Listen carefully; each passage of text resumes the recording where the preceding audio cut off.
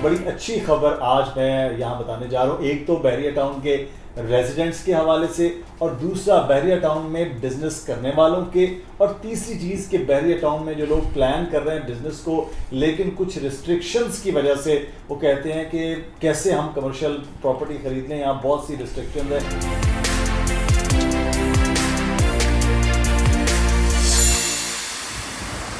अस्सलाम वालेकुम जनाब, बहरिया टाउन में आपको खुशामदीद कहते हैं। ईद के दिन आ रहे हैं, बल्कि बस अब ईद आने को है, और अब एक बड़ी अच्छी खबर आज मैं यहाँ बताने जा रहा हूँ। एक तो बहरिया टाउन के रेजिडेंट्स के हवाले से और दूसरा बहरिया टाउन में बिजनेस करने वालों के, और तीसरी चीज़ कि बहरिया टाउन में जो लोग प्लान कर रहे हैं बिजनेस को लेकिन कुछ रिस्ट्रिक्शंस की वजह से वो कहते हैं कि कैसे हम कमर्शियल प्रॉपर्टी खरीद लें, यहाँ बहुत सी रिस्ट्रिक्शंस है।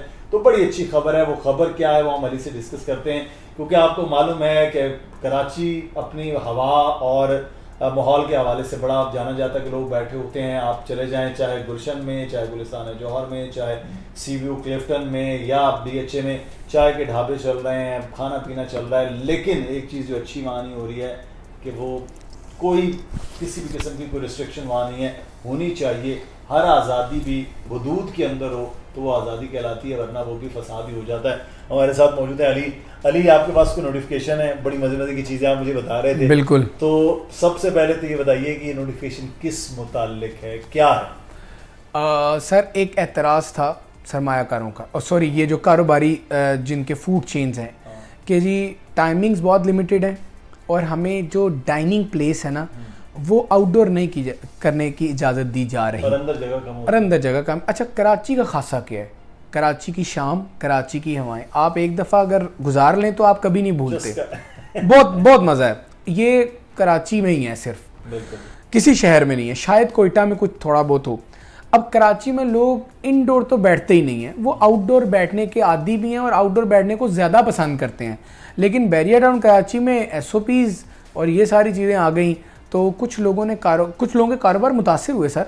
अब मैंने जाना चाय पीने तो मैं आउटडोर बैठना चाहूँगा, आउटडोर की इजाज़त नहीं है, मैं चाय पीने नहीं जाऊँगा। इस तरह के बहुत सारे लोग हैं। अच्छा, बहरिया टाउन कराची ने कल जो नोटिफिकेशन जारी किया उसके मुताबिक मैं लाइन पढ़ के बता देता हूँ। Extension of business timings and permission for outdoor dining at midway A, B and precinct 10A commercial. दो बातें खास की गई हैं। अच्छा, एक तो हाँ जी, जो टाइमिंग्स हैं उसको एक्सटेंड कर दिया। पहले था जी आपने 11-12 बजे तक बैठना है, एक वो एक्सटेंड हो गई। दूसरा जो आउटडोर डाइनिंग, देखो बहरिया में मुदस्सिर भाई बहुत ज़्यादा स्पेस है आउटडोर की, क्योंकि यहाँ पर अगर एक प्लॉट पर एक ग्राउंड फ्लोर पर एक बर्गर की दुकान है, फ्राइज है, तो बराबर वाला प्लॉट खाली है, तो यहाँ तो डाइनिंग का प्रॉब्लम ही नहीं है, यहाँ बैठने के लिए जगह ही जगह है। ये चीज़ें हम अक्सर बात करते थे कि अगर ये हो तो कारोबार बढ़ेगा, वो सारी बातें आज नोटिफिकेशन में आ गई हैं। ये एक तो टाइम हो गया, दूसरा ये कि आउटडोर बैठने का वो भी हो गया। और सर ये अब किया क्या है इन्होंने? बहरिया ने कहा है कि आप दफ्तर भी 24/7 खोल सकते हैं। ये मैं नोटिफिकेशन की लाइन बता रहा हूँ। तो अब आप वीडियो रात को आया करें वो आ जाए करें सर। नोटिफिकेशन आ गया तो अब तो हमें इजाज़त है।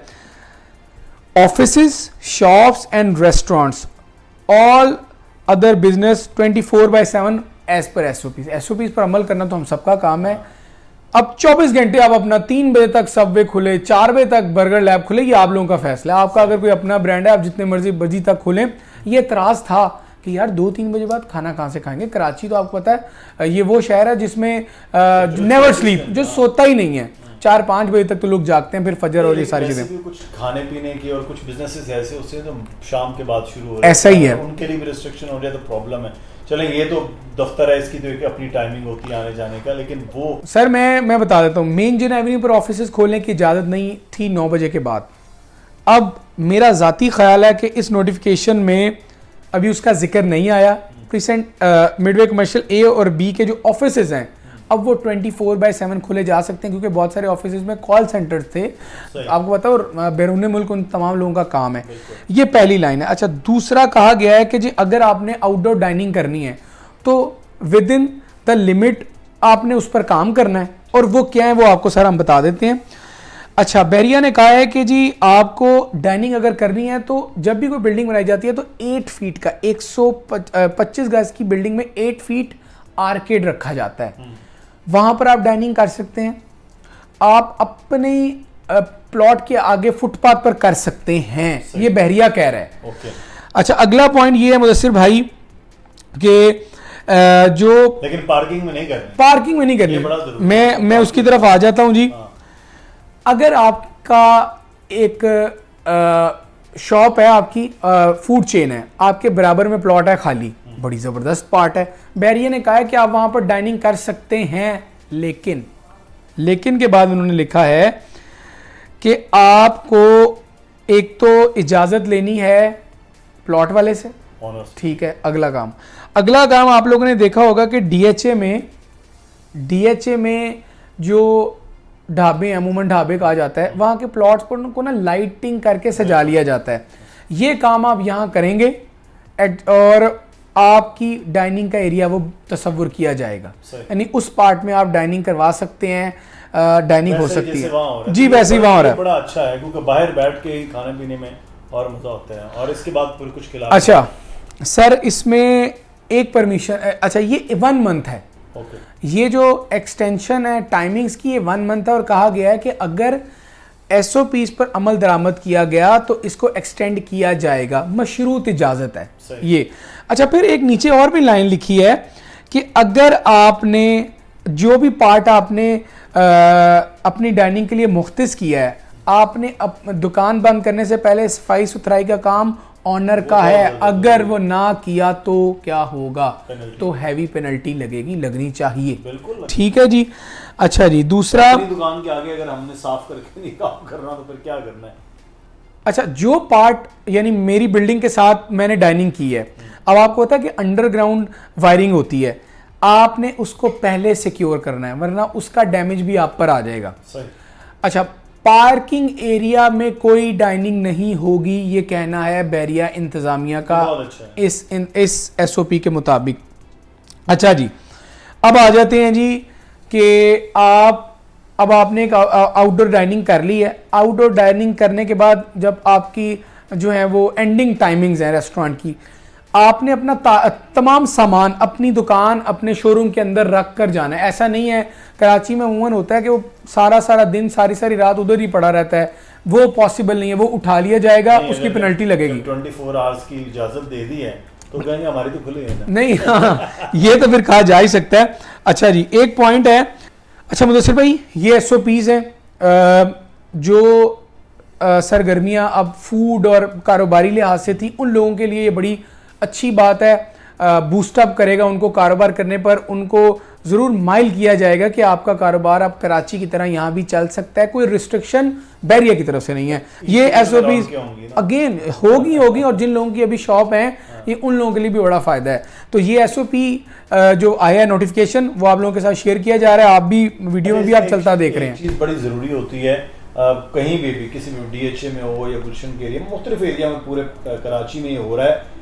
वहाँ पर कुछ चीज़ों का ख्याल, एक तो सफाई का ख्याल नहीं है। यहाँ जिम्मेदारी होगी कि आपने चीज़ें भी उठानी, सफाई भी करनी है, ताकि बैरिया टाउन में जब आप आते हैं आप कहते हैं यार सड़कें बड़ी साफ़ है, वो सड़कें साफ़ रखना जिम्मेदारी है। और उससे बड़ी बात यह है कि वहाँ पर किसी किस्म के असला, लॉ एंड ऑर्डर के मामला वो ख़राब ना, क्योंकि जब बैठते हैं तो इस किस्म की चीज़ें भी होती हैं।